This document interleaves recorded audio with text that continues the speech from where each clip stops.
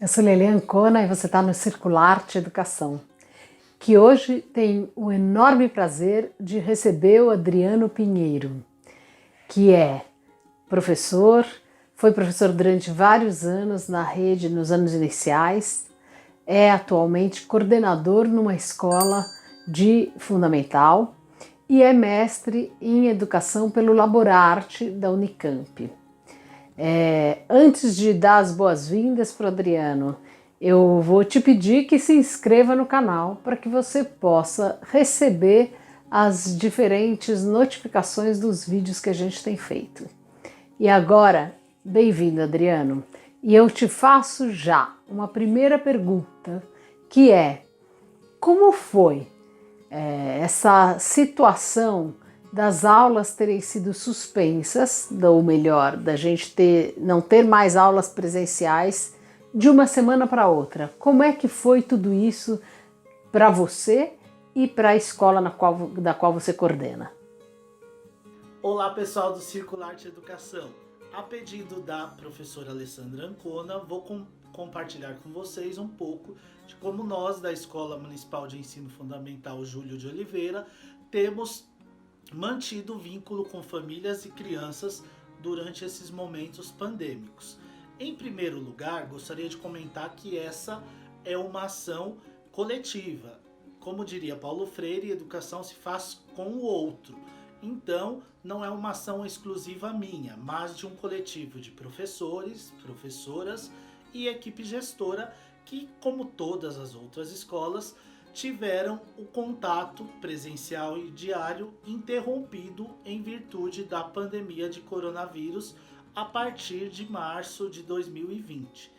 Assim, aqueles primeiros momentos foram de muitas reflexões e começamos a considerar uma certa precipitação em focar os atendimentos e os contatos via plataformas virtuais ou via contatos por ferramentas tecnológicas, sem consultar antes as famílias e as pessoas que se utilizariam desse tipo de proposta.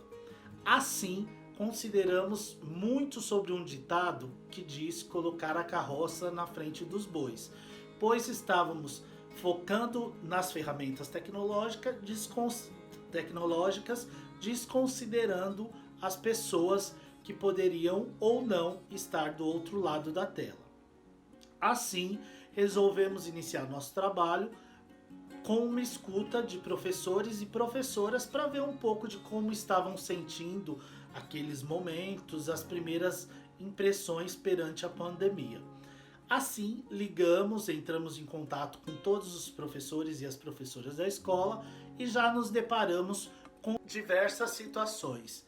Dentre elas, situações de agradecimento, acolhidas calorosas e gratidão pelo tempo disponibilizado nas ligações, mas também situações adversas, como por exemplo, situações relacionadas a solidão, algumas pessoas estavam em casa sozinhas há bastante tempo, depressão, situações e medos relacionados às ferramentas tecnológicas recém-implantadas na educação e também medos relacionados à Covid-19. Alguns familiares já acometidos pela doença e também familiares trabalhando nos serviços essenciais na linha de frente e o que despertava certo medo da professora ou do professor.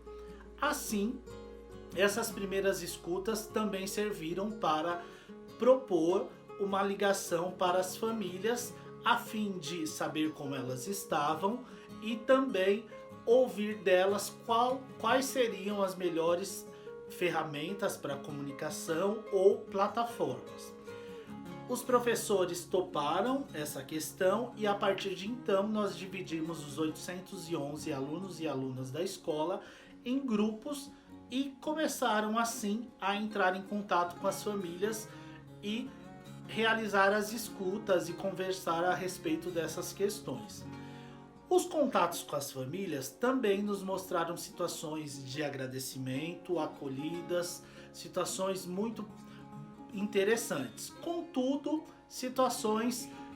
nos deparamos com situações muito difíceis, como, por exemplo, questões relacionadas à fome, questões relacionadas à depressão, conflitos psicológicos, situações, abandono familiar, desemprego.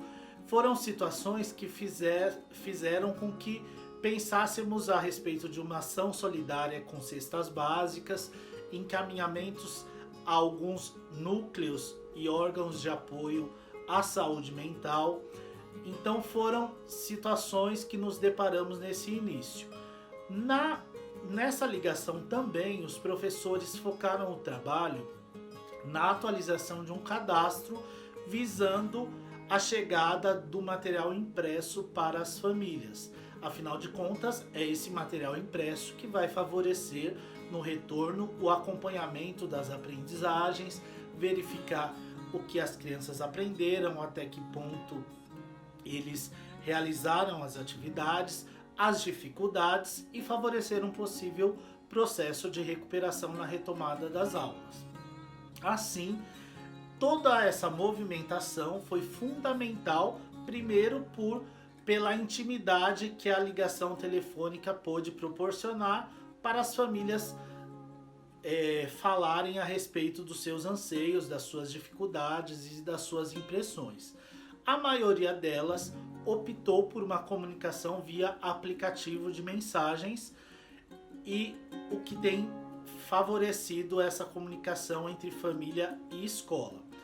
Com essas ligações, nós conseguimos chegar até 95% das famílias.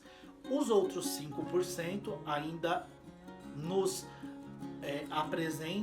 apresentam uma inquietação, e a nossa próxima etapa é o envio de cartas, de correspondências via correio, para tentar manter esse vínculo com as famílias e com as crianças. Também foi fundamental para que 80% dos cadernos chegassem até as famílias, os cadernos impressos, e fundamental para descobrirmos as melhores formas de comunicação com as mesmas.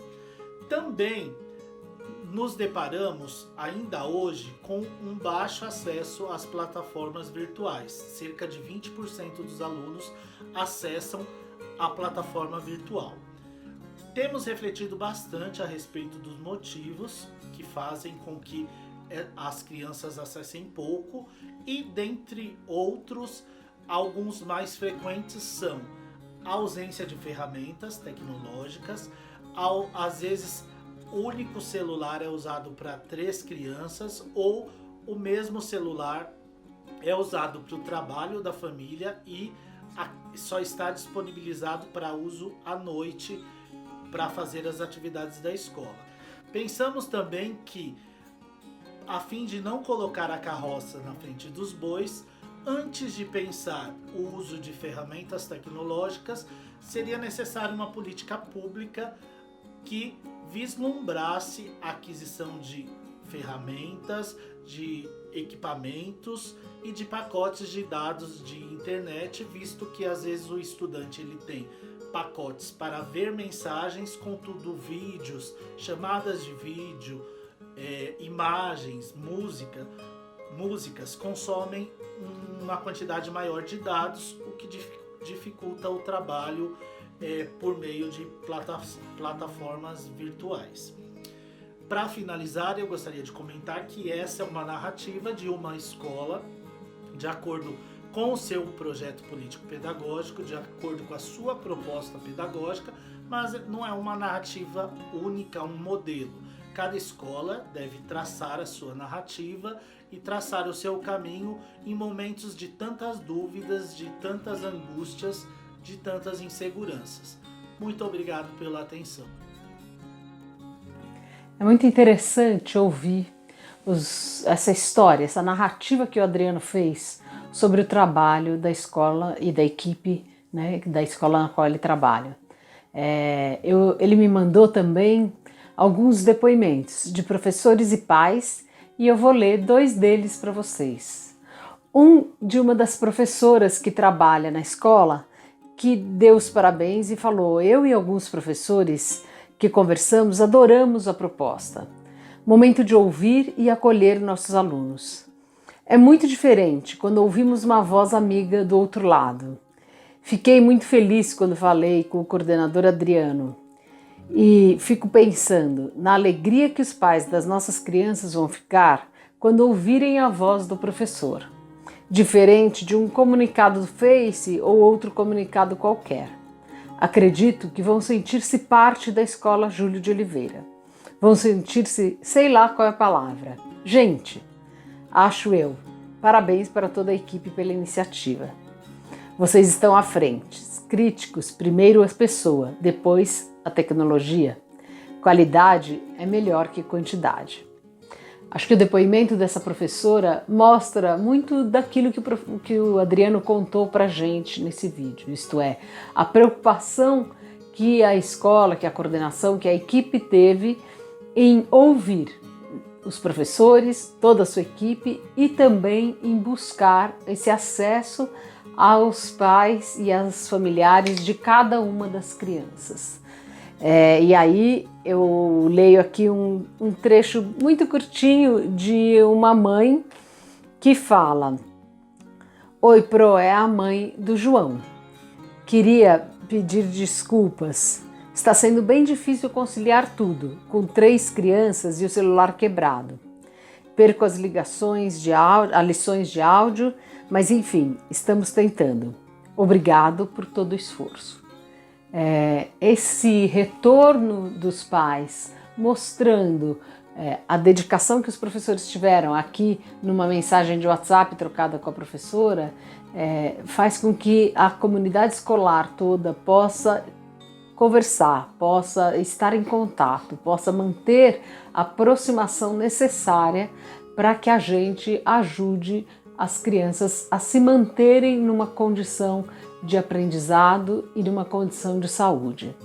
Eu agradeço muito ao Adriano por contar aqui no canal esse percurso que a escola fez e tenho certeza que outras escolas poderão se beneficiar, ainda que a gente já esteja 4 meses à frente, né? Já 4 meses de isolamento social e num momento diferente desse que ele relatou, mas acho que as propostas que foram apresentadas são propostas que ainda valem a pena serem colocadas em movimento para muitas escolas que não conseguiram aproximação com seus alunos, com a sua comunidade. Obrigada, Adriano. E se você ainda não se inscreveu e não segue a playlist de dicas para os professores, é a hora. Cada semana tem um vídeo novo. Até mais!